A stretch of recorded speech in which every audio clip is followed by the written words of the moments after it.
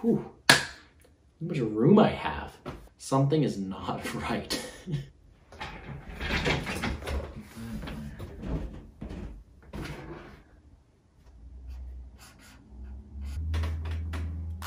All right, pose for the thumbnail. What am I doing? Hey everybody, welcome back to the Plays and Faith YouTube channel. I'm your host, Gordo Gambles, joined by this beauty of a can. You know, can? Get that garbage out of here! Oh, that was awful. This is sad. We're here to break down another slate of UFC action. UFC Vegas 41, Costa versus Vettori, if it even happens at this point. I mean, we've had a very, very eventful week, but not even for that. A very eventful week for me as well. I mean, we crushed Contender Series with this beauty of a man right here. A ton of units. We are officially up plus 100 units tracked in the Action Sportsbook. So make sure to go check me out there as well. And I mean, I've gained a few followers, so hopefully I see a few new faces here. Make sure you guys subscribe and like the video here. I appreciate everyone's support, but let's not waste any more time. A pretty decent slate here, a few number of fights, and a few guys who just aren't even here on my app right now, and I'm trying to break it down. It is a Thursday afternoon, and we still don't have a few fighters ready to go, and a few fighters I really want to target, so it's really weird for me to try to see because I have no idea what price tag they're going to be. But let's move right along. Our first core play of the day is actually going to be in a women's fight to Vettori at a price tag of 8.9K. Now, before I get any further, first of all, yes, sick name, Baby Shark, but she's also a very good looking girl, but do not worry, it is not a simp bet here. This girl's got skills to pay the bills. She's facing someone, Oliveira, who I like to call a quitter. I mean, we saw her quit against Rodriguez on the Mexican Contender Series. We see her have a very, very questionable level of competition. I mean, if you see her last time out against an unranked fighter, body kick, 30 seconds in, wins. Very questionable level of competition, and Ricci is the complete opposite. I mean, she's got skills great on the mat, whereas Oliveira's a very fish out of water on the mat type. So you got someone to Ricci who has the ability to get it done, and I think she goes out there and she submits Oliveira early on. Ricci may have the height disadvantage, but I think she's got the strength advantage. She'll be able to get her down there and get her out of there very, very early on the mat. Moving right along, an underdog I want to target, and actually a fight I want to target in a whole is going to be Ike Villanueva against, how do I pronounce this? Nick Negumereanu. Nick Negumereanu. Negumereanu is sitting at a price tag of 9.1K, whereas Ike Villanueva is a price tag of 7.1K. Now you may ask, why do I want to target such a slot fest? Well, I'm kind of banking on that. I mean, I think it's a very binary matchup. We have the power puncher on the feet in Ike, and then we have the ground guy who's shown to have decent wrestling on the regional scene, but hasn't seen it tested too much in Nick there. So I think it's a very binary fight. We saw Nick show a very good chin his last time out, but I mean, Ike's the biggest power puncher he's ever faced. So I think if he wants to go out there with that same game plan to take a few shots to give a few, it's not going to end up very good for him. I think if it stays on the feet for a long period of times, I think Ike's able to put him out there in those sloppy boxing exchanges. I mean, we've seen Nick's chin hold up of late, but like I said, biggest power puncher yet. On the complete flip side though, if Nick's able to get him down, that's a big if, because wrestling is very, very important. We haven't seen his wrestling tested too much. Ike Villanueva is a fish out of water on the mat as well. So I think that if it does get down there, Nick's able to put him out there, get a nice little win, and score pretty big on DraftKings, but it's tough because that's going to be an if, so it's a fight I really want to target both ways. Another core play I really want to target up here at the higher ranges, 8.8K Jai Herbert. Now, it's no secret, Kama Worthy has been starched. I mean, 7 of his losses are by knockout, and his chin is very, very questionable. And you got a guy in Jai Herbert who I think 75% of his wins are by knockout.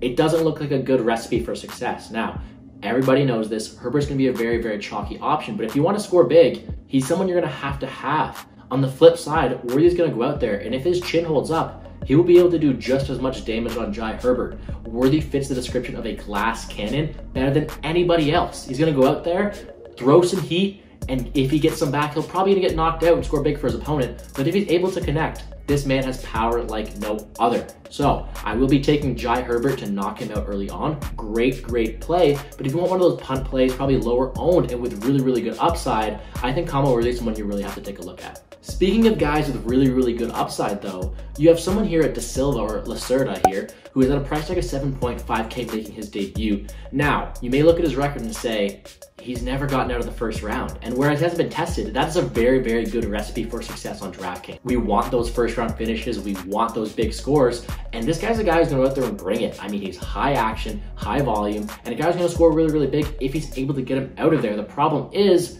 we've seen Molina have a pretty decent chin, so if he's able to withstand that early barrage, he might be able to take over late and finish Lacerda himself. So another GPP play, pretty cheap. I mean, 7.5K, you're gonna wanna get those underdogs. He's one of those I can really, really see. You put him in there at GPP, he goes out there, he starches Molina in that very first round, and you're very, very happy. So I'd like him to get it done. He got some good wrestling chops as well, so maybe some takedown points. But he's a guy I really wanna target because he may be new to the UFC, but he looks like he's had a good showing on the regional scene. So let's just see if he holds up to the UFC standard. If we want to look more at a safer underdog, someone who's going to have that higher floor, but maybe not as high of a ceiling, I'm going to look at someone like Jamie Pickett at 7.2K. Now, let's get it out of there. Jamie Pickett has a 7-inch reach advantage. That is massive. That is something you really want to see in a fighter.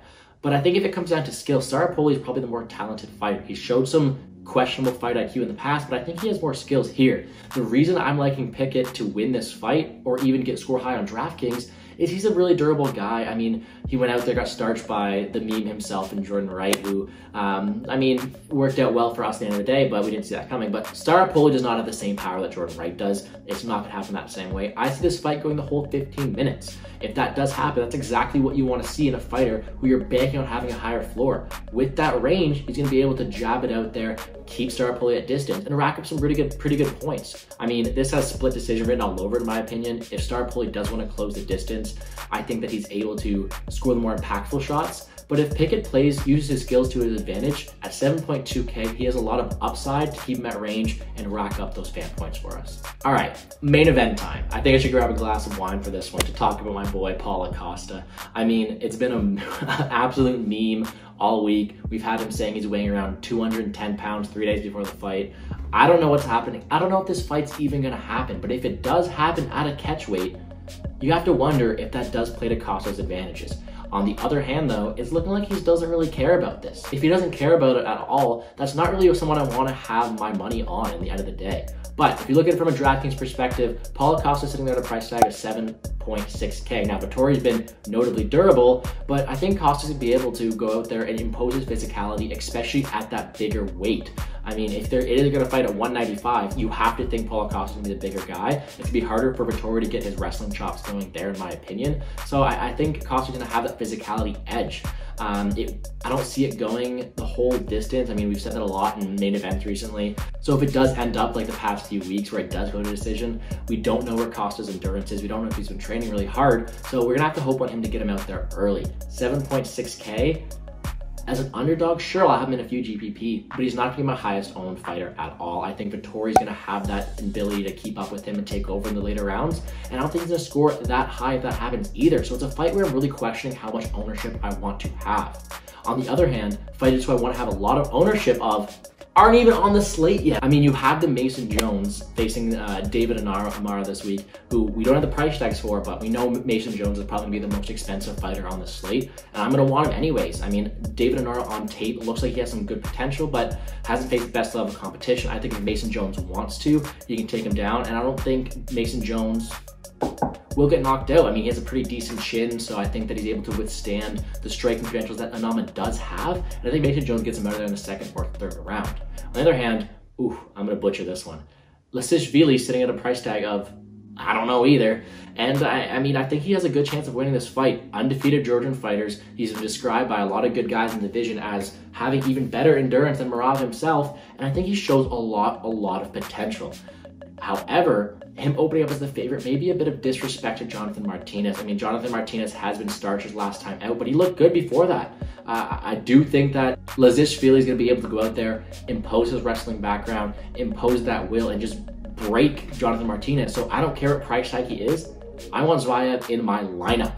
I mean, it's going to be a huge test for him making the jump over to the UFC. Jonathan Martinez is no slouch at all, but I think that everything I'm seeing on tape is leaning towards a high ownership of Javad on the weekend. I'm loving him here. I'm really excited to see what price tag he is in order to see if I can fit him into my lineup, because I want him, I want Mason Jones, I might even want someone like Choi up top. I think Choi has a lot of potential to go out there. Super, super powerful guy. I think he's able to put Caceres' lights out. Caceres is on a fight win streak recently, but I do think Choi brings a lot of power. And if you're looking at the guys that Caceres is beating recently, Chase Hooper, Austin Springer, Kevin Kroom, none of them possess the power that Choi does. So I'm gonna take Choi all day here. I think he's gonna go out there, score really big himself. But with that being said, I have a ton of favorites now, and I need those underdogs. So I'm gonna leave you guys with one last underdog. You might question me for even thinking about this one, but I think that Random Marcos does have the ability to get it done this weekend. Super low fight IQ, so I don't know if I want to trust it. She got DQ'd her last time out on a 4-fight losing streak, so you never want to see that. But if we do need underdogs, I think she is the more skilled fighter than Souza. So if you tell me that she's going to go out there, impose her will, and fight to the best of her abilities, I'd like her in my lineup, but again, it's a really, really risky play. So I'm going to leave it there. Again, loving Tabitha Ricci, loving Mason Jones, loving Zavad this weekend, loving Choi up top as well, and I really, really want to target that Nick versus Ike fight as well. So that's going to do it for me. If you guys want to find me at all, at Goro Gambles on Twitter, at PlaysFades on Twitter, make sure to send me a DM because I will be posting my bets and lineups. One more thing, I will be joined by the absolute beauty of a man, Liam Picks Fight, as I am every single Friday. On Friday night, hopefully this video is out by then, to break down the fights. I mean, we have a nice card, early start time on Saturday, so I want to get my videos out there. I want to get my content out for us to make some money. 2 pay-per-view cards in a row coming after this. I'll have the honor to be joined by some absolute studs in the community to break down some DFS slates like this, so I appreciate you guys. Make sure you hit that subscribe button, like the video, because we have a lot of content coming. So show some love and let's make some money.